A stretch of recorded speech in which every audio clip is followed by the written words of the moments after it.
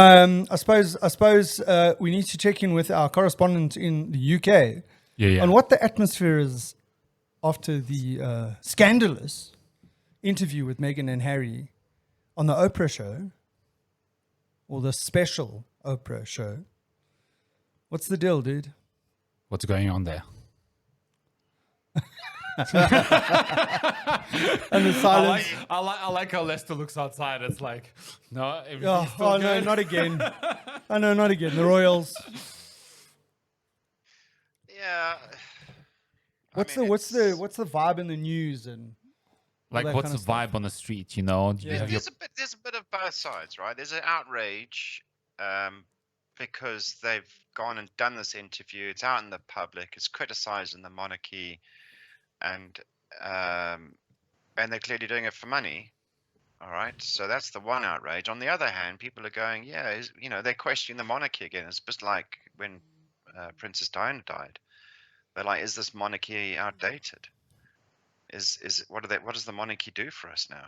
And if they're a bunch of racist, bigoted people, is this what we want from a monarchy? So there's a lot of discussion going on, but this comes up every now and then. You gotta check yourself with the monarchy. Is it what we want? Is it what the country needs? Can you imagine the UK without a monarchy? I can't, and it's not just from a brand perspective, because it does generate loads in tourism and such. It's an institution, but actually what the monarchy actually does a lot more than that. It's not just bringing the Commonwealth together and making sure there's a unified global presence in peacetime, but it's, they do a lot for business. They do a lot for charity. They do a lot of other work, and you just don't necessarily see that. So it's a tough one. I mean, yes, if all the accusations that they were making are true, then clearly the bit of house cleaning needs to be done. But no doubt the House of Windsor's marketing campaign is running around trying to fix all this because they need to. You can't have a monarchy that the people don't believe in, otherwise it fails. And if the monarchy fails, it has a knock-on effect on the rest of the country. Yeah, for sure. But do you think it could be a problem within the institution, or it could be a problem with various members of that institution? Now, do you want my broadband to be cut off with a response? Yeah. We're not pointing fingers and saying names, but just general. Like, do you think that's an issue with an institution, or do you think it's an issue with certain members of the institution? Because I think the institution itself is not bad. I mean, there's a good reason why it exists and why it brings people together and why it rallies people around common cause. Thing, right? It costs a fortune to keep this monarchy going. Yeah. And everyone's going, but I can't make ends meet. I'm poor. I'm out of pocket, and all my taxes are going to pay for this family who are already stinking rich. That's a perception that's here and real. Yeah. But those people do not believe in the value of the monarchy. Yeah. Did you watch the interview? I'm not one of the millions that just jumped at it. I can't be honest with that. So a couple of things. First of all, Meghan kept on referring to it as the firm, right? The firm, yeah. So like you would, the way that it's seen, I suppose internally, even that it's a company, it's an entity. That's interesting. That operates like a business. And the comment that I was going to make is that like if you're asking people, are they team Meghan or are they team the Queen or whatever Queenie, yeah. Betty, yeah. I suppose it's like any business out there that gets caught with what? Discrimination or whatever it might be. Someone in high profile in the firm has done something that goes against the values of the firm. The values of society, in this case, society. Yeah. But the values of the firm should be reflective of the values of the nation that it represents. Yeah, fair enough. But I mean, like, if you were to go like the whole Prince Andrew thing and Jeff Epstein, okay, he's got caught up in that web. Okay, so that's like a little bit of sexual harassment going on in the firm, and then Meghan Markle's complaining about, there's a little bit of racism going. I mean, these are the kind of things that you would find in any business, really. And the reaction to that would be what? People would say, I don't like in the firm, if there's any talk about discrimination in this day and age, if there's any talk in the firm about discrimination, whether against women or against a particular race or sexual impropriety or whatever, the person needs to get fired, right? Well, there's or investigation. there needs to be some investigation. There's an audit, and then basically the auditors present the result to the board, and the but board what then if takes it's the board that's racist? Well, but that's the problem. But what I'm saying is, from the people's perception, when they look at the royals and their connection or their emotional connection to the monarchy, right? I'm asking the question, if it's classified as a firm and that's coming from a person that was on the inside and it's a business, surely they should be held to the same sort of level of scrutiny as a normal business. And the people on the outside of the business, when they hear about something happening in that business, surely there shouldn't be an emotional connection to it. Surely. If you find out that Woolies have been lying about their organic eggs or free range chickens, and you find out that they're actually not free range chickens. I mean, you've been shopping at Woolies for 30 years. I mean, what's your emotional connection to the business when you find out that to the brand. It's damage to the brand. Yeah. But what I'm saying is, from what I've heard about the reaction from the British people, is that some people are irrespective of what the accusations were about whether they're true or not and whatever, they're like totally against Meghan and Harry, purely because they've spoken out, right? And they're not going any further than that. Because they got money for it, right? Well, they deny that they got money for it. They in the beginning. Well, I suppose why would anyone, like a person that's been sexually abused or harassed by Jeffrey Epstein or Harvey Weinstein or whatever, why would any of them go out onto a TV show and speak about it? Because they might have exhausted all their channels of being able to address the situation. Because if you listen to the interview, you'll hear that she went to, and this is where again it comes back to the firm, she went to HR to complain and say that she needed help because she was having mental health issues as a result of what was going on. And she went to HR and asked for help, and they said, no, sorry, they can't help her. That's what her claim is. I'm not saying she's right. I'm not defending them. I'm just saying is like people's reaction to what happens. How do they, if I'm taking the emotional reaction when they're saying, they team the monarchy, and just purely because Harry and Meghan spoke out, regardless of what they said, because they spoke out, they're anti, they can't do that kind of thing. It's like, I won't go down the religion route, but we don't talk about politics, sex, or religion on this podcast, do we? No. Yes, no, we don't. Not much. But we are threading pretty close since we're talking about the British monarchy, and Leicester's currently based in UK. So, and we're fair for his life based on what he's like. He's like Snowden in Russia. Look, we don't want Leicester ending up at the tower. That's one thing. Second thing, no dungeons. Yeah. Third thing, he needs to be fed well and looked after. Well, he could. I'm sure he could do with a bit of a intermittent fasting eating plan. Don't you think? It's a health farm behind just bars, just saying. Well, do you want to know my perspective? My perspective is pretty simple. Like, there shouldn't be any blowback just because they spoke out. Yeah. I mean, like, you got to be rational about this stuff, Like, you can get emotional and say, these guys are just trying to hustle, But in the end of the day, you need to be rational about this stuff, and just needs to be investigated and audited. If there's a merit, there's a problem. And if there is a problem, it's most likely a deeper structural problem that needs to be addressed. Otherwise, the entire royal institution is in trouble. Yeah. So what I So found quite why interesting. okay, so if you're saying this was their last resort to go and get interviewed, Yeah. what sort of outcome were they hoping for? Have they achieved what they set out to do Well, by doing the interview? I don't know what the intended outcome was for them. In the absence of getting some monetary kickback for the thing, I do agree with you. Like, I would be asking the same question. What was the purpose of speaking out like that?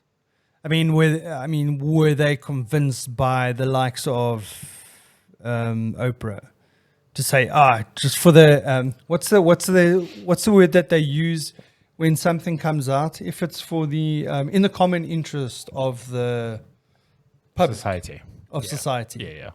Yeah. Like when someone, I don't know what the perfect situation would be. Often they use that as if it's in the interest of the public for this to come out. So the interesting thing I found, because I did watch the interview, and what I found quite interesting is that they said that the British or the royal family are very, very scared that the tabloids would turn on them. In the sense that they say that they hold these functions, the royal family hold functions for the tabloids once or a couple of times a year, and then feed them stories, whatever. Which I found quite interesting. I mean, I didn't even think of that. I thought the tabloids would have almost no access to the royals, and they would be spying on them, if you want, a paparazzi. Okay, so kind of thing. since Princess Diana's death, there's Yeah. been a big focus on that. They're Right. trying to cut back on. If you don't feed the tabloids or any media outlet information, then you are going to get stalked and harassed by the paparazzi. Yes. Yeah. So they're just trying to manage that, right, to make sure we don't end up in the same situation. But there is such a demand for scandal. Yeah. The paps are still going to be everywhere you go. Yeah. So I mean, look, there was so much in the interview that it was interesting. I'm not one of those big monarchy fans or whatever, and I actually don't really have much time for them. I just, they're there, and I don't understand why they're there. And the firm, yeah. Okay, and I'm going to tell you my outlook quickly. So yeah, go for it. Because it's a conversation I've had over the years that the Queen Elizabeth II is turning 95 next month. 95. I mean, she's still going strong. She's still doing great things, but you would have thought she would have abdicated a few years ago. What, down to Charles? Down to Charles. Yes. And if you won't necessarily pick up on this, but if the marketing machine behind the palace is huge. Yes. It's huge. So you can't just abdicate and have somebody new on the throne. They have to be in favor and support it. Otherwise, it might actually undermine the establishment. So I reckon the Queen should have abdicated a few, years ago. She's done a good service. She's done her time. Now go and enjoy your retirement. Prince Philip is 99 years old or something. Yeah. Just have some retirement. But I'm thinking she's trying to ensure the legacy here, because there's hundreds of years of monarchy that needs to be sustained. And if they were just going to thrust Charles into the next role, because he's the next in line, does he have a good following? Will the country support him, especially after the fiasco with Diana, especially after the scandal and him marrying his choose your words wisely. The woman he was going to marry, yes. Yes, that woman. And I'm not sure that she's particularly well liked. No. So are they the right people to take over the helm? It's not like it was when the king really ruled the the land with an iron fist, you wouldn't say boo without getting your head chopped off. It's not like that anymore, and maybe they need to bring it back. No, so I actually think for the good of sustaining this establishment, they need to skip one and go to the younger generation, because they are, better liked. They are more respected. They are more in touch with people and trends and culture and such. So, is your suggestion that they should bring Harry back into the fold and get him back into the fold by offering him the crown? No, it's not going to be Harry. It's going to be the oldest brother. I know. No, Harry would be the next one after that. Yeah, no, but that's what I'm saying. I'm saying. I mean, you have to commit to this firm if you're going to commit, because it is a lifelong commitment. Yeah, yeah. So, one of the interesting things that I heard in that interview was that they pulled his security detail with this whole thing. I think this was the final straw for them to leave completely, because from what I at first I didn't realize that this was the idea. The idea was that they were going to step back from some, but not all of their royal commitments. And they were going to do try it out for a year. And then they were going to go and live in a Commonwealth country, which turned out to be Canada. And they were going to perform some of their duties from there, right? I didn't realize that was the deal. And that after a year, he would then go back to the Queen and then say whether he wanted to do, what the next step was. And it turned out, this is coming from them, that while they were in Canada, all of a sudden, he got a message to say that they were pulling his security detail. And their security detail was going back to the UK. And then they would have no security in Vancouver. Okay. I thought that's what they were after. They wanted to leave the family firm and live their own lives. And part of that was always going to be, I mean, there is precedent to this. The Queen's uncle, he abdicated to marry a divorcee American actress. Yeah. And he was stripped of all his entitlements, and I would have expected that this would have been the case here. You're not part of the firm, so you chose this. You can choose that life, absolutely, go off and do your thing, but then you can't fulfill your duties in the family. So we have to pull back on that. You lose all your privileges, yeah. Yeah. But anyway, the real losers. Here we go. The real losers in the Harry and Meghan drama are the people of Sussex, who left leaderless without their duke, are now defenseless against the incursions from Hampshire and Kent. There you go. Is this going back to medieval times? I live in Kent. I'm right near the border of Sussex. We are mounting our forces to infiltrate. Oh, wow. We will steal all of their fish and chips, their burgers. Don't forget about curfew, dude. Don't forget about curfew. Don't forget about curfew. Just take it easy. From a safe social distance, we will swamp them. Yeah. Carry on. You know what's the only thing I don't understand this whole saga? Yeah. Why did they strip him of the military honors? I think that's because they were honorary, because of his position. No, but he did. No, I think he's but some of the titles he had were honorary titles. But they even stripped him of his military titles. Oh, okay. Yeah, so I didn't know that. Yeah, I didn't know that. No, I'm not aware of that. He's still entitled to his rank. If he's earned his rank, if he's earned his medals, then those he should keep. But the ceremonial aspects he would have been stripped of, because not the same. He's not part of the institution. Yeah. So I was actually quite amazed at the interest that came from America in the whole monarchy thing, because they love the Americans. Exactly. And I mean, 17.8 million people viewed it. Wow. Right. And how many people normally watch Oprah?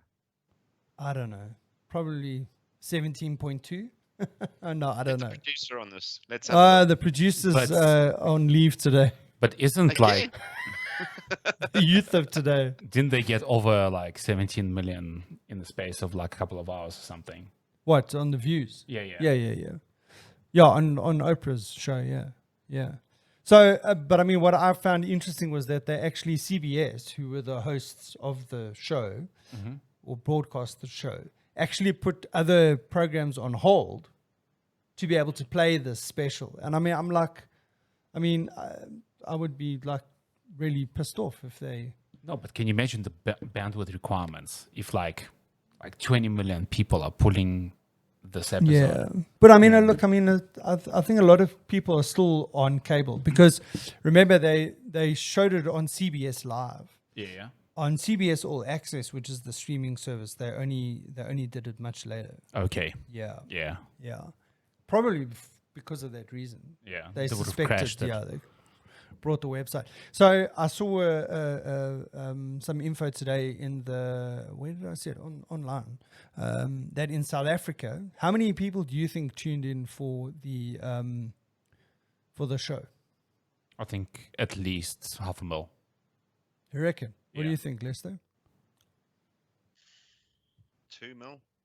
No, 170,000 people Ah! in South Africa. Is it because of the time of night? No, I watched it. It was at 7:30. It was from 7:30 to Wow. 9, prime time. On Oprah does have a daytime show. Yeah. Anyway, that was funny. that was funny. And still staying on shows. And I mean, this is a I bit think of there's a. more people in the US that watched it than in Britain. There's only about 11 million from Britain that tuned in. So you mean more Americans watched it than the Brits? Yeah, I mean, arguably, it is it's an American show, Yeah, sure. and we had warning it was coming. We had Even the Queen had a warning. She even put out a statement beforehand, and then was blindsided by Meghan. By Mexit.